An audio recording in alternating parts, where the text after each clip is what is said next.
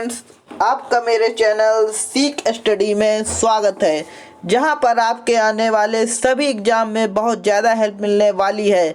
सारे एग्ज़ाम से related important content आपको यहां मिलता रहेगा। इसलिए फ्रेंड्स, चैनल को सब्सक्राइब और लाइक करना बिल्कुल ना भूलें और साथ ही साथ बेल आइकन पर ज़रूर क्लिक करें। तो फ्रेंड, चलते हैं आज के कुछ इम्पोर्टेंट क्वेश्चन पर, जो कि एग्ज़ाम की दृष्टि से काफ़ी इम्पोर्टेंट है और आपके आने वाले एग्ज़ाम में पूछे जा सकते हैं। तो फ्रेंड, देखते हैं हमारा पहला question.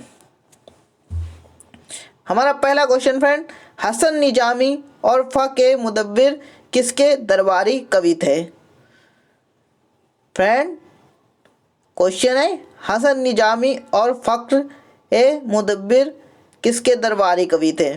Option number A Qutubuddin Aibak, option number B Iltutmish, option number C Balban, option number D Alauddin Khilji. सोचिए फ्रेंड, आपके पास 5 सेकंड का समय है। सोचिए इन चार में से कौन सा विकल्प सही है, विचार कीजिए फ्रेंड। चलिए friend, option number A, option number 2 या फिर ऑप्शन नंबर सी या फिर ऑप्शन नंबर डी। सोच लिया होगा फ्रेंड। इसका आंसर देखते हैं। तो इसका फ्रेंड सही जवाब है ऑप्शन नंबर 1। कौन सा friend? Option number 1 Qutubuddin Aibak. Friend, Hasan Nizami और फ़क़्र मुदब्बिर किसके? कुतुबुद्दीन ऐबक के दरबारी कवि थे। याद रहेगा फ्रेंड। अब बात करते हैं हम कुतुबुद्दीन ऐबक। तो कुतुबुद्दीन ऐबक कब से कब तक सुल्तान था? तो 1206 से 1210। 1210 में इसकी मृत्यु हो गई थी। फ्रेंड, कैसे हो गई थी? चौगान खेलते हुए फ्रेंड इसकी मृत्यु हो गई थी। अब बात करते हैं हम हसन निजामी की। फ्रेंड, तो ये उनके दरबारी कवि थे। इन्होंने कौन सी पुस्तक लिखी? तो इन्होंने ताज उल मासीर। ठीक फ्रेंड, ताज उल मासीर। और फ्रेंड, फ़क़्र मुदब्बिर ने आदाब उल हर्स व सुआजात। ठीक फ्रेंड, आदाब अल हर्स व सुजाजात, ये इन्होंने किताब लिखी थी फ्रेंड। ये इनकी प्रसिद्ध किताबें थी। ठीक फ्रेंड, चलिए फ्रेंड, अब बात करते हैं कुतुबुद्दीन ऐबक से जुड़ी कुछ स्थापत्य की जो उन्होंने बनवाई थी। ठीक फ्रेंड, इन्होंने कौन कौन से स्थापत्य बनवाए थे? तो जिनमें से कुतुब मीनार एक प्रमुख है। 2.5 दिन का झोपड़ा, ये भी बहुत एक फेमस है। चलिए फ्रेंड, एक क्वेश्चन यहाँ से बनता है, कुतुबुद्दीन ऐबक ने, ठीक फ्रेंड, कुतुब मीनार किसकी स्मृति में बनवाया था? ये क्वेश्चन बनता है फ्रेंड। तो इसका सही जवाब है कुतुबुद्दीन ऐबक ने कुतुब मीनार कुतुब बख्तियार काकी, ठीक फ्रेंड, इनकी याद में बनवाया था। ठीक फ्रेंड, ध्यान रहेगा। चलिए फ्रेंड, अगला क्वेश्चन, किसके काल को मुगल चित्रकला का स्वर्ण काल कहा जाता है? Friend, option number 1 Akbar, option number B Jahangir, option number C Shahjahan या फिर ऑप्शन नंबर डी औरंगजेब। चलिए फ्रेंड, सोचिए और विचार कीजिए कि कौन सा विकल्प सही हो सकता है friend. Option number A, option number B या फिर ऑप्शन नंबर सी या फिर ऑप्शन नंबर डी। चलिए फ्रेंड, सोच लिया होगा। इसका सही जवाब है option number B. Option number B Jahangir. Jahangir के काल को मुगल चित्रकला का स्वर्ण काल कहा जाता है। फ्रेंड, जहांगीर किसके पुत्र थे? फ्रेंड, तो जहांगीर अकबर के पुत्र थे। ठीक, इनका जन्म कब हुआ था? तो फ्रेंड, इनका जन्म 1569 ईस्वी में हुआ था। ठीक, याद रहेगा फ्रेंड। इन्होंने कब से कब तक शासन किया? तो इन्होंने 1605, जब अकबर की मृत्यु हुई थी तब इन्होंने राजगद्दी संभाली थी और 1627 ईस्वी तक शासन किया था। याद रहेगा फ्रेंड। उम्मीद करता हूँ आपको इतना याद रहेगा फ्रेंड। और एक क्वेश्चन यहाँ से पूछा जाता है कि मुगल चित्रकला के जहांगीर से संबंधित प्रसिद्ध चित्रकार कौन थे? फ्रेंड, यहाँ से एक क्वेश्चन बनता है। तो कौन थे फ्रेंड? वो मंसूर, बिशनदास और मनोहर इनके दरबार के प्रमुख चित्रकार थे। ठीक फ्रेंड, इतना ध्यान रखना है। और इनका जहांगीर का विवाह किससे हुआ था? फ्रेंड, तो इनका विवाह नूरजहां से हुआ था। चलिए फ्रेंड अगले क्वेश्चन में चलते हैं। हम देखते हैं हमारा अगला क्वेश्चन। नटराज की कांस्य मूर्ति किस वंश से संबंधित है फ्रेंड?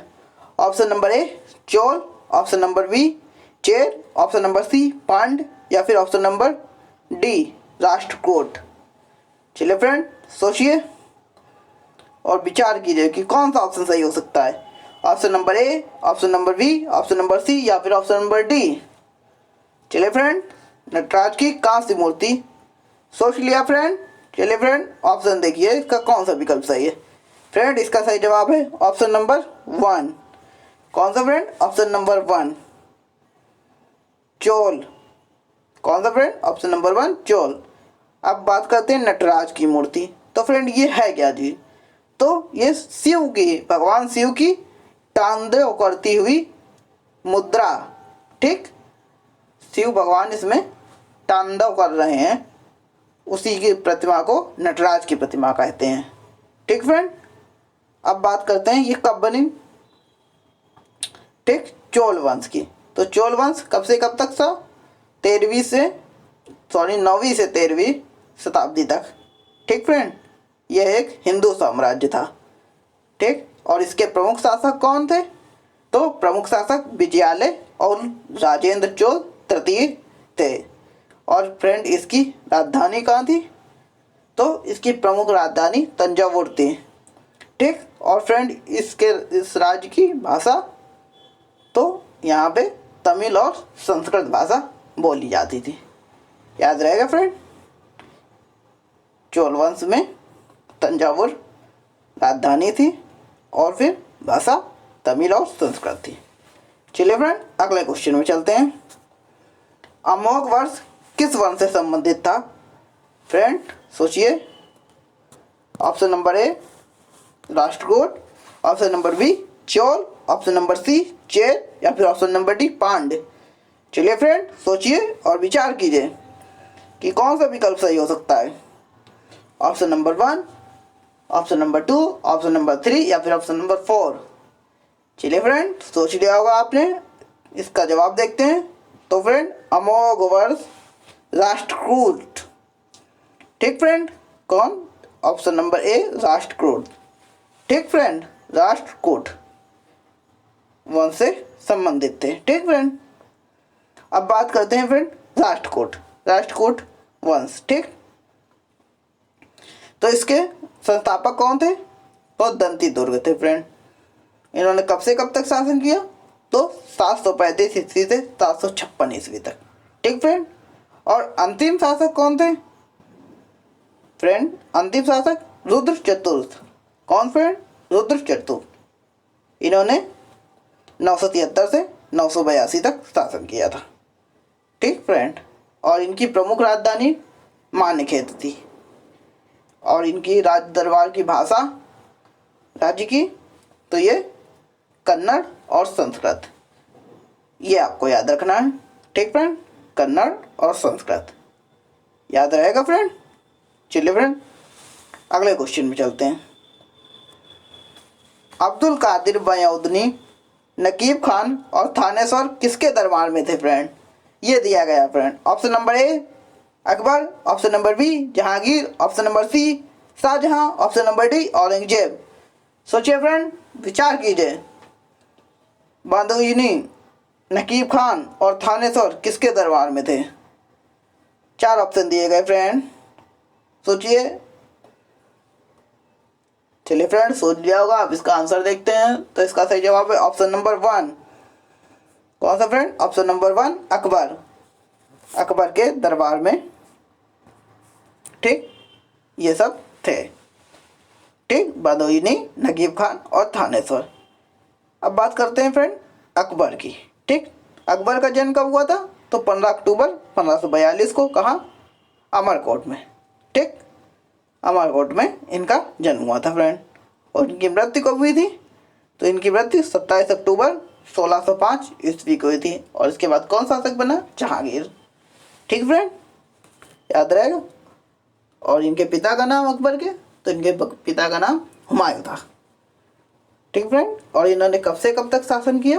तो इन्होंने 1556 से 1605 ईस्वी तक। ठीक फ्रेंड, लगभग 49 वर्षों तक शासन किया था। याद रहेगा फ्रेंड। चलिए फ्रेंड, अगला क्वेश्चन चलते हैं। ब्रिटेन की रानी एलिजाबेथ प्रथम किसके समकालीन थी? Friend, option number 1 Akbar, option number B Jahangir, option number C Shahjahan, option number D Aurangzeb. सोचिए फ्रेंड, कौन सा विकल्प सही है? सोचिए फ्रेंड। ब्रिटेन की महारानी एलिजाबेथ प्रथम। चलिए फ्रेंड, सोच लिया होगा आपने। अब इसका आंसर देखते हैं। तो इसका सही जवाब है ऑप्शन नंबर 1। ठीक फ्रेंड, कौन सा? Option number 1 Akbar. ठीक फ्रेंड, ब्रिटेन की महारानी एलिजाबेथ प्रथम के समकालीन थे अकबर, या फिर कहें अकबर के समकालीन महारानी एलिजाबेथ थी। ठीक फ्रेंड, ये कब से कब तक महारानी थी? तो ये 1558 से 1603 तक। ठीक फ्रेंड, 1558 से 1603 तक महारानी थी। ठीक फ्रेंड, याद रहेगा। अकबर के बारे में बता ही दिया पिछले क्वेश्चन में। चलिए फ्रेंड, अगले क्वेश्चन में चलते हैं। किस सल्तनत कालीन राजा ने अपने अमीरों के बीच उसकी इजाज़त के बिना दावतों, त्योहारों और पर्व मनाने पर रोक लगा दी थी? 4 ऑप्शन दिए गए friend. Option number A Firoz Shah Tughlaq, option number B Mohammad bin Tughlaq, option number C Alauddin Khilji, option number D Balban. सोचिए फ्रेंड, विचार कीजिए कौन सा विकल्प सही है। चलिए फ्रेंड, सोच लिया होगा आपने। अब इसका जवाब देखते हैं। तो इसका सही जवाब है option number C. Option number C Alauddin Khilji. ठीक फ्रेंड, अलाउद्दीन खिलजी इसका सही जवाब है। और इसने क्यों किया था फ्रेंड? तो इन्होंने अपने विरुद्ध होने वाले षड्यंत्रों को टालने के लिए ये तरीका अपनाया था कि जब लोग इकट्ठा होंगे नहीं तो षड्यंत्र हो नहीं पाएंगे और वे स्वतंत्रपूर्वक शासक कर सकेंगे। ठीक फ्रेंड, तो इन्होंने विद्रोह और षड्यंत्रों को टालने के लिए, ठीक, कि उनके विरुद्ध कोई भी षड्यंत्र मत रचा जाए। चलिए फ्रेंड, अलाउद्दीन खिलजी ने कब से कब तक शासन किया? तो इन्होंने 1296 से 1316 ईस्वी तक। ठीक फ्रेंड, लगभग 20 वर्षों तक शासन किया। और फ्रेंड, इनसे पूछा जाता है एक क्वेश्चन, इनके प्रसिद्ध सेनापति। ठीक फ्रेंड, इनके प्रमुख सेनापति तो कौन? मलिक काफूर और नुसरत खां। ठीक फ्रेंड, अलाउद्दीन के प्रमुख सेनापति थे। ठीक फ्रेंड, चलिए फ्रेंड, अगला क्वेश्चन। शराब गुटखा किस रहस्यवादी कवि की हस्तलिपि है? Friend, option number 1 Bhagat Pipa, option number B Kabir, option number C Surdas, option number D none of this, इनमें से कोई नहीं। चलिए फ्रेंड, सोचिए, विचार कीजिए। सोच लिया होगा फ्रेंड, पता लग गया होगा उसे ऑप्शन से। तो चलिए फ्रेंड, इसका सही जवाब है ऑप्शन नंबर 1। कौन सा फ्रेंड? ऑप्शन नंबर ए भगत पीपा। ठीक फ्रेंड, अब बात करते हैं हम भगत पीपा कौन थे ये।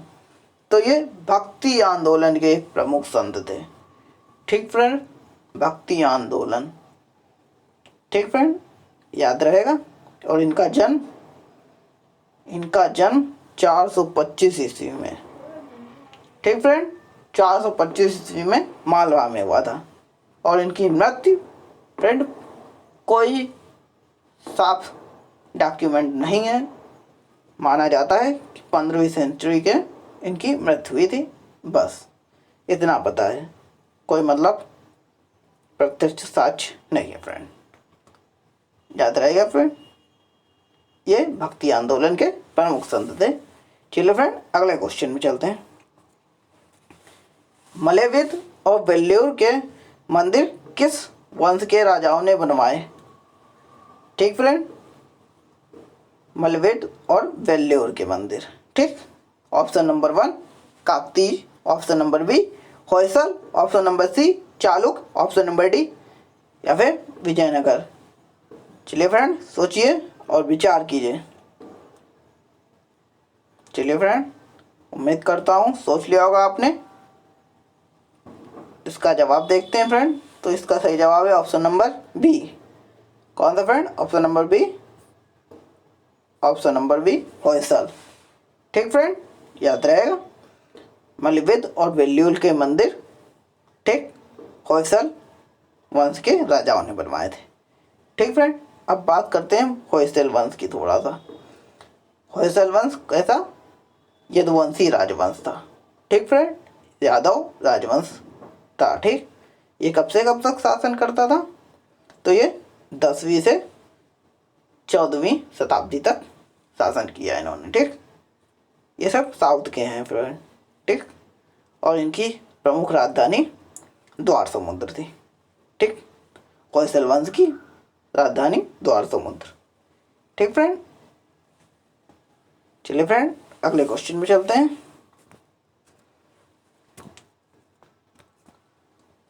आगरा की कौन सी इमारत मॉस्को के सेंट कैथेड्रल की तरह है?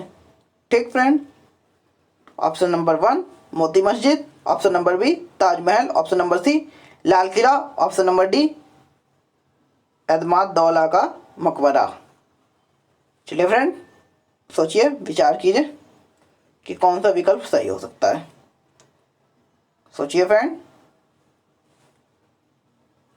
Option number 1, option number B, या फिर ऑप्शन नंबर सी, या फिर ऑप्शन नंबर डी, इनमें से कौन सा सही है?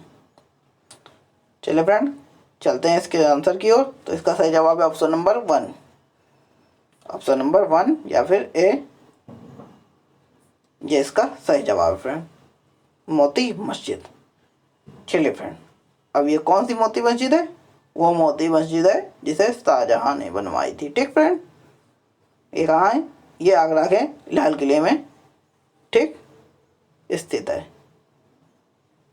और एक मोती मस्जिद बनवाई थी शाहजहां ने, वो कहाँ? पाकिस्तान में है फ्रेंड। वो कब? 1645 ईस्वी में बनी थी। ठीक, और एक मोती मस्जिद औरंगजेब ने भी बनवाई थी फ्रेंड। ठीक, ये मॉस्को के सेंट कैथेड्रल की जो नकल है वो फ्रेंड कौन सी? मोती मस्जिद है। ठीक, किसने बनवाया था इसको? शाहजहां ने बनवाया था, ये याद रखिएगा। ठीक फ्रेंड, क्योंकि मोती मस्जिद आपको 4-5 पढ़ने को मिलेंगी हिस्ट्री में, याद रहेगा फ्रेंड। अगले क्वेश्चन में चलते हैं। इल्तुतमिश द्वारा 175 ग्राम का जारी किया गया सिक्का किस धातु का था फ्रेंड? ऑप्शन नंबर 1 सोना, ऑप्शन नंबर बी चांदी, ऑप्शन नंबर सी तांबा, या फिर ऑप्शन नंबर डी लोहा। ये 4 विकल्प दिए गए फ्रेंड, सोचिए और विचार कीजिए। चलिए फ्रेंड सोचिए 5 सेकंड, कौन सा विकल्प सही हो सकता है, और फिर अपने उत्तर का मिलान कर लीजिए फ्रेंड कि आपने कौन सा विकल्प लगाया था फ्रेंड। चलिए फ्रेंड अब देखते हैं इसका सही जवाब। तो इसका सही जवाब है ऑप्शन नंबर बी। कौन सा फ्रेंड? ऑप्शन नंबर बी चांदी। ठीक फ्रेंड, इल्तुतमिश ने 175 ग्राम का चांदी का सिक्का जारी किया था। ठीक फ्रेंड, अब बात करते हैं फ्रेंड इल्तुतमिश। ठीक, इन्होंने कब तक शासन किया? तो इन्होंने 1210 से 1236 ईस्वी तक शासन किया था। ये एक इलबारी तुर्क थे। ठीक फ्रेंड, जो कि ममलूक वंश से संबंधित हैं। ठीक, इन्होंने कौन सा गुट बनाया था? तो इन्होंने 40 गुट बनाया था। ठीक, जिसमें 40 लोगों का एक समूह था। ठीक फ्रेंड, इसी को तुर्क ए चहलगानी भी कहते हैं। ठीक फ्रेंड, याद रहेगा फ्रेंड, तुर्काने चहलगानी इस गुट को कहा जाता है। ठीक, इसका प्रमुख कार्य क्या था? वही राज दरबार के राज्य के विषयों में मंत्रणा करना था। ठीक फ्रेंड, अगले क्वेश्चन में चलते हैं। राणा कुंभा ने चित्तौड़ का विजय स्तंभ किस युद्ध में विजय के बाद बनवाया था? चलिए फ्रेंड, ऑप्शन नंबर 1 सारंगपुर के युद्ध, ऑप्शन नंबर बी चित्तौड़ का युद्ध, या फिर ऑप्शन नंबर सी मंदसौर का युद्ध, या फिर ऑप्शन नंबर डी गोगुंडा का युद्ध। 4 विकल्प दिए गए हैं, सोचिए फ्रेंड, विचार कीजिए कौन सा सही हो सकता है। सारंगपुर का युद्ध, या फिर चित्तौड़ का युद्ध, या फिर मंदसौर का युद्ध, या फिर गोगुंडा का युद्ध। चलिए फ्रेंड, सोचिए और विचार कीजिए। राणा कुंभा ने चित्तौड़ का विजय स्तंभ। चलिए फ्रेंड, इसका सही जवाब देखते हैं। तो इसका सही जवाब है option number A, option number ए, सारंगपुर का युद्ध। ठीक फ्रेंड, सारंगपुर के युद्ध के विजय के लक्ष्य में, के उपलक्ष्य में इस राणा कुंभा ने विजय स्तंभ का निर्माण कराया था। ठीक फ्रेंड, अब विजय स्तंभ कहाँ है फ्रेंड? तो ये चित्तौड़गढ़। ठीक फ्रेंड, कहाँ पे? चित्तौड़गढ़ में। ठीक, तो इसे राणा कुंभा ने कब बनवाया था? तो इसे 1442 से 1449 के बीच मालवा और गुजरात की सीमाओं पर, ठीक फ्रेंड, मालवा और गुजरात की सीमाओं पर अपनी विजय का परचम लहराने के लिए उद्देश्य से बनवाया था। ठीक फ्रेंड, याद रहेगा फ्रेंड। अगला क्वेश्चन फ्रेंड देखते हैं हम। बृहदेश्वर मंदिर का निर्माण किसने करवाया था फ्रेंड? ऑप्शन नंबर ए पर्यटका first, option number B Anuradhapura, या फिर option number C Rajaraja प्रथम, या फिर ऑप्शन नंबर डी राजा राज। चलिए फ्रेंड, सोचिए, विचार कीजिए कौन सा विकल्प सही हो सकता है। काफ़ी इंपॉर्टेंट क्वेश्चन है फ्रेंड, काफ़ी बार पूछा गया है। सोचिए फ्रेंड। चलिए फ्रेंड, इसका सही आंसर देखते हैं। तो इसका सही जवाब है friend option number C, option number C Rajaraja प्रथम। याद रहेगा फ्रेंड, बृहदेश्वर मंदिर का निर्माण किसने करवाया था? तो ये राजा राम प्रथम ने। ठीक फ्रेंड, ये कहाँ पे? ये तमिलनाडु के तंजावुर में है। ठीक, तंजावुर तमिलनाडु के है। ठीक, इसे राजा राज प्रथम ने बनवाया था फ्रेंड। और ये कब बना था? 1010 एडी डोमिनी में, एडी में। ठीक फ्रेंड, और ये एक हिंदू टेम्पल है। ठीक, याद रहेगा फ्रेंड।